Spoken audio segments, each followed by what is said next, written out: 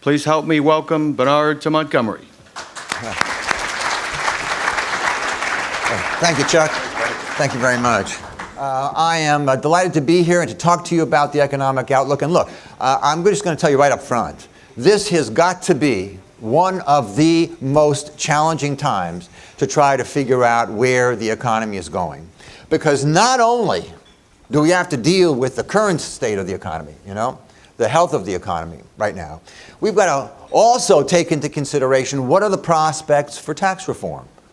It's constantly evolving. What shape is it going to take? A lot of differences right now have to be ironed out. But exactly, what are we going to get when it's all over, if we're going to get it at all?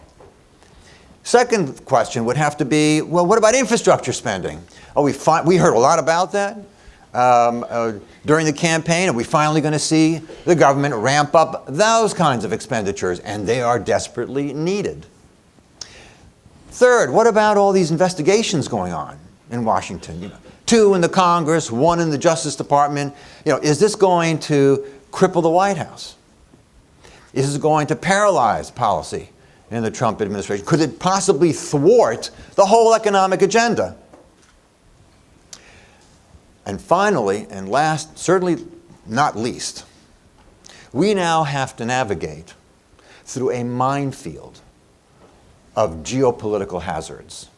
All right, just pick your spot. It could be the Korean Peninsula, it could be the South China Sea, could be the Middle East, could be Brexit, could be the civil dispute going on in Spain with Catalonia. I mean, there are a lot of these events, a lot of moving parts now swirling around. And here's the thing: how these things play out can have a very profound impact on where the economy is headed over the course of the next 2 years. The biggest concern we have right now is with North Korea. By the way, the first question I always get with North Korea is whether Kim Jong-un's barber is still alive.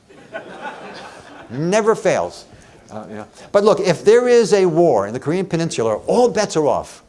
We will then have a global recession, because a war on the Korean Peninsula will draw in the world's largest economy, the US, the second largest economy, China, the third largest, Japan. It'll draw in South Korea, which is the 4th largest maker of electronic goods in the world. It's going to draw in Russia. We're going to have a global recession. And economic sanctions have not really helped out very much. In fact, take a look and you'll see North Korea grew 3.9% last year. All right. That's the strongest that they've seen in 17 years, largely because much of their spending, much of their investments went into the military. It did not go to help the quality of life for its people. It did not go to provide them with nutrition. Fact that's little known, the average height of a North Korean is 6 inches shorter than a South Korean. They erupt. And that means that every company really has to have somehow a set of contingency plans that can be put in place quite rapidly if there is some major disruption that does take place. Plans that could mitigate the possibility of any losses. But it means really allocating also some funds to people that monitor what's going on, not just in the US economy, but also on the geopolitical front. Okay, thank you very much. I wish I had more time, but it's always difficult to get all these key points in there. But I really do appreciate all the time here. Thank you.